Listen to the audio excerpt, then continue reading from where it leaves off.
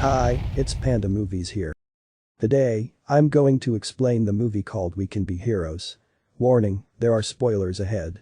Enjoy the video. The movie follows the story of our childhood superheroes in their adulthood with children of their own to raise.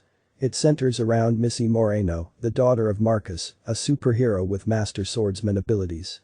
The scene opens with Missy, at home with her dad, Marcus, when they receive word to come to the rescue of heroes where Missy has to go with her father and be with other heroics children. They immediately proceed to the headquarters and Missy joins the other children. There she meets Wheels, who possesses super intelligence, Noodles, who can stretch his body, Oho, who is mute but communicates through art, A-Capella, who can move objects by singing, Slo-Mo, who is always in slow motion, Face Maker, who can make any face, rewind and fast forward, twins that can alter time, Wild Card, who has immense power but no control over it, and Guppy, the daughter of the famous duo, Sharkboy and Lavagirl, who has shark strength and can shape water into anything. The children are contained in a facility while their parents go out and face the looming threat of aliens that are trying to take over the world. They watch the battle between the aliens and their parents on television. They are amazed as their parents seem to be winning over the aliens, but the enemy was too strong, and it eventually led to the capture of the heroics instead.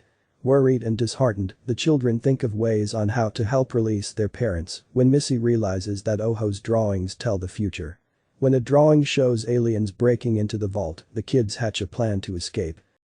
The escape plan starts with Face Maker tricking the guards into coming inside the vault. Guppy then takes over and restrains them.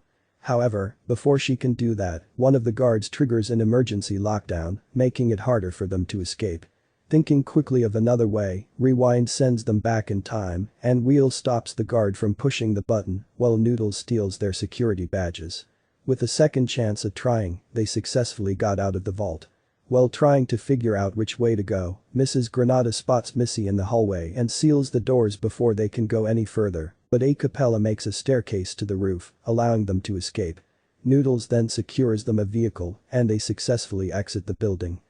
The vehicle that they manage to get lands at the home of Missy's grandmother, Anita Moreno, esteemed trainer of the heroics, who also helps the kids master their powers, as well as guide them on how to work as a team, a value their parents forgot to apply, that led to their downfall against the alien invaders.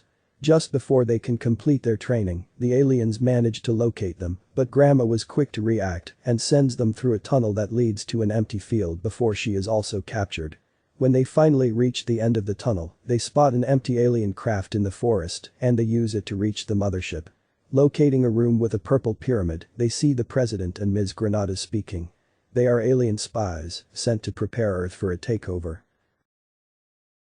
Using their newly enhanced special abilities, the children managed to infiltrate the pyramid, but since they still lack teamwork, they were ultimately captured by the aliens and were locked up in a cell.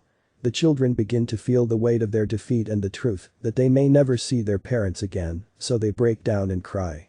Guppy realizes that she can use the tears of her friends to help them escape, so she makes a replica of the key and opens the door. A fight between the kids and the aliens ensues, and Wild Card is caught and taken for questioning, while the others seek the pyramid. Wheels hacks into the motherboard, but Oho reveals that she can speak and is supreme commander of the aliens. Missy communicates with Wild Card in the control room, Face Maker has switched places with him. Granada goes after Wild Card, but not before the protective shield around the motherboard is deactivated.